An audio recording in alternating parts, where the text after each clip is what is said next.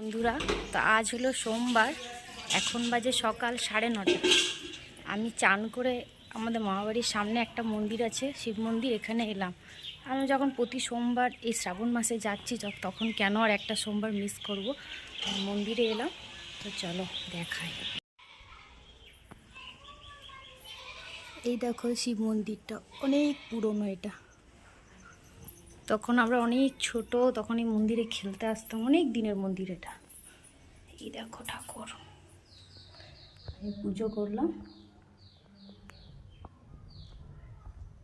আমি এমনিতে প্রতি সোমবার যেতে না পারলেও শ্রাবণ মাসে সোমবারগুলো ইচ্ছে হয় যে যাবোই আর কি। এই জন্য বাড়ির সামনেই যখন আছে চলে এলাম।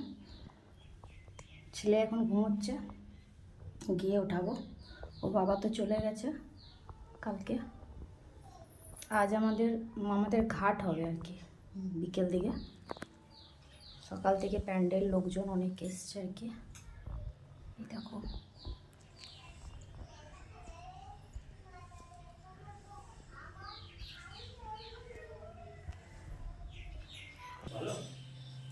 এই যে একটা দুর্গা মন্দির।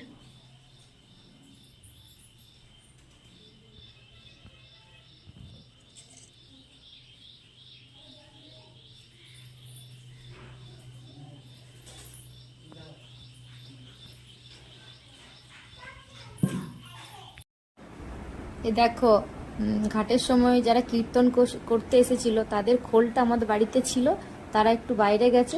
সেটা নিয়ে আমার ছেলে দেখো কি করছে, সেটা বাজাচ্ছে, একবার উঠে যাচ্ছে। এই দেখো, এখন দুপুর 1টা বাজে আর প্রচুর বৃষ্টি হচ্ছে।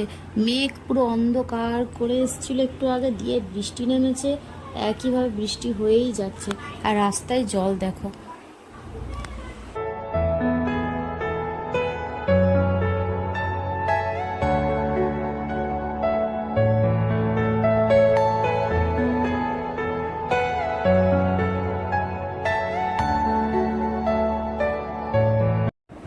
এই দেখো, আমাদের ছাদে না রান্না হচ্ছে।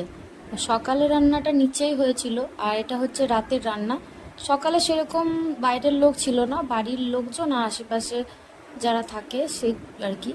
আর রাতে বেশ কিছু লোকজন আসবে, যারা শ্মশানে গেছিলো তারা, আত্মীয় কিছু, তারপরে কিছু এদিক সেদিক পাড়া প্রতিবেশী।